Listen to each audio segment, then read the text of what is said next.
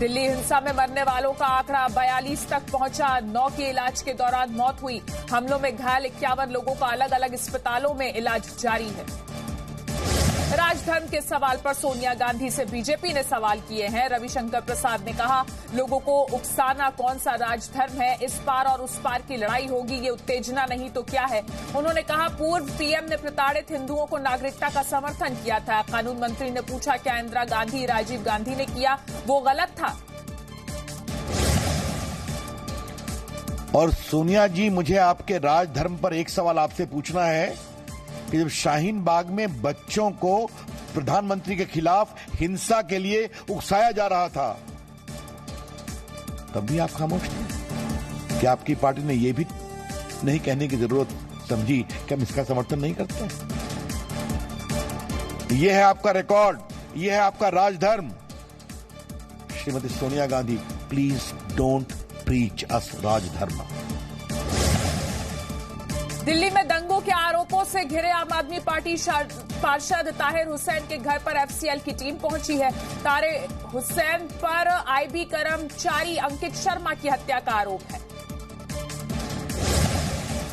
आप पार्षद ताहिर हुसैन के घर जो चांदबाग इलाके में है, वहां पर कल पुलिस ने इस पूरे बिल्डिंग को सील किया था और अब यहां पर आप तस्वीरें देखिए, फॉरेंसिक टीम को बुलाया गया है। आप वो नीचे देखिए, जिस पेट्रोल पंप का जिक्र हो रहा था, उस पेट्रोल पंप की जांच की जा रही है।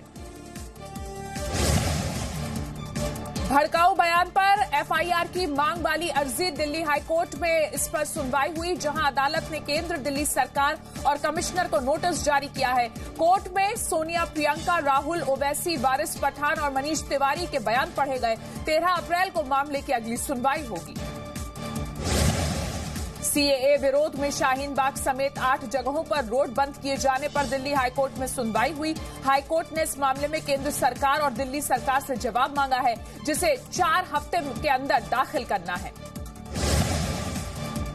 हमने जो इंतजाम होनी चाहिए वो हमने कर दिया है और हमें पूरा भरोसा है कि आज जुम्मे की नमाज ठीक तरीके से अदा होगी और शांति रहेगा। दिल्ली पुलिस के joint commissioner OP Mishra Chandbagh में हालात सामान्य कराने के लिए दौरा करने पहुंचे। दिल्ली की गलियों में सुरक्षा बलों की ओर से लगातार शांति बनाए रखने की अपील की जा रही है। दिल्ली के अगले पुलिस कमिश्नर एसएन श्रीवास्तव ने हालात की जानकारी देते हुए कहा, अब तक हमने 100 से ज्यादा केस दर्ज किए हैं।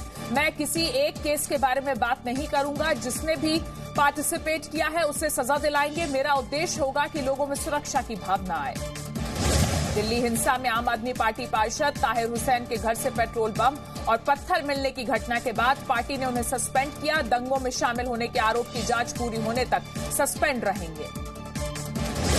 दिल्ली पुलिस ने दंगा आरोपी ताहिर हुसैन पर हत्या का केस दर्ज किया। मामले को जांच के लिए क्राइम ब्रांच को सौंपा। ताहिर हुसैन ने खुद को बताया बेगुनाह, कहा उसे नहीं पता कि उसके घर पत्थर और पेट्रोल बम कहां से आए। आईबी कांस्टेबल अंकित शर्मा की पोस्टमार्टम रिपोर्ट से खुलासा, उसके शरीर के हर हिस्से पर चाकू मारे गए और आंतें तक बाहर निकाल ली गई। डॉक्टरों के मुताबिक शरीर का कोई भी हिस्सा ऐसा नहीं था जिस पर जख्म न हो।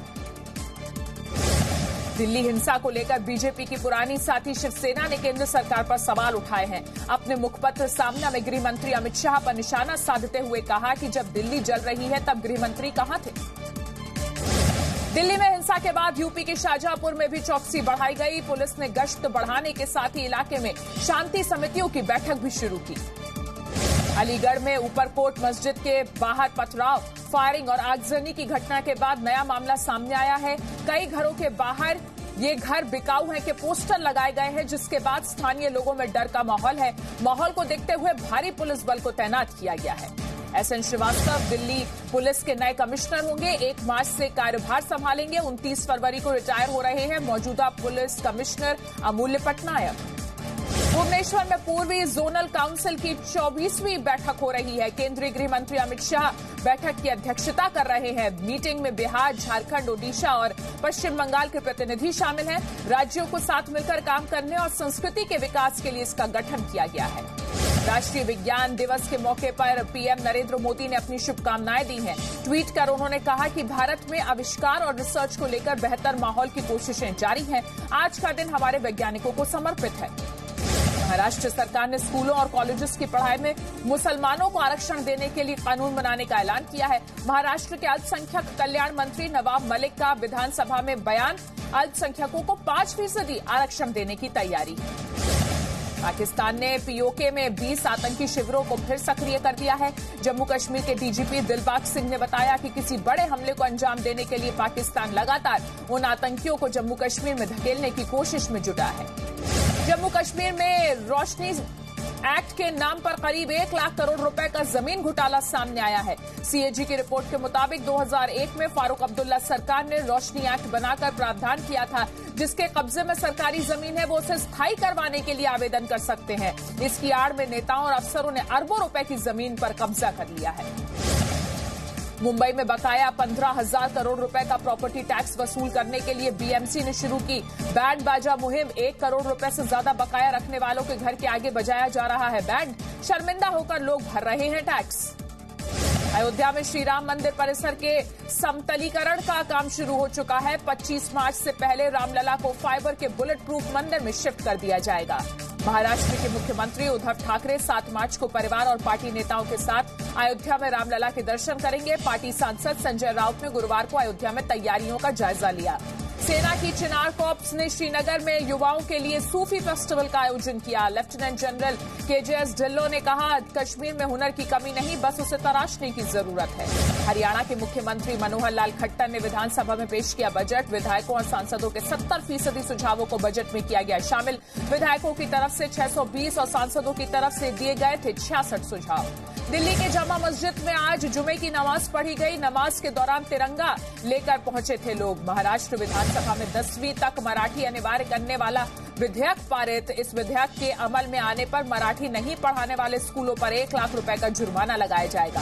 कांग्रेस अध्यक्ष सोनिया गांधी की ओर से 1 मार्च को अजमेर शरीफ दरगाह पर चादर चढ़ाई जाएगी। पार्टी नेता नदीम जावेद चादर लेकर 29 फरवरी को अजमेर जाएंगे। श्री गुरु नानक देव जी के 550वें प्रकाश उत्सव पर राजस्थान के श्री गंगानगर जिले में धार्मिक रैली निकाली गई।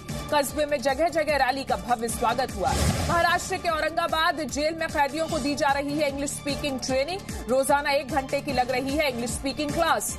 महाराष्ट्र के औरंगाबाद नगर पालिका के पार्षदों ने शहर का नाम संभाजी नगर रखने की बात की। अपनी मांग पर बल देने के लिए काली शर्ट पहनकर नगर पालिका पहुंचे। मुंबई के मलाड में पति ने धारदार हथियार से पत्नी की हत्या कर दी। पुलिस के मुताबिक पति को पत्नी के चरित्र पर शक था। इस बात को लेकर दोनों में झगड़ा भी हुआ। शामली जिला बनने के 9 साल बाद अब वहां पर पुलिस लाइन और पीएसी लाइन बनाने का काम शुरू होगा। सीएम योगी आदित्यनाथ 1 मार्च को शिलान्यास करेंगे।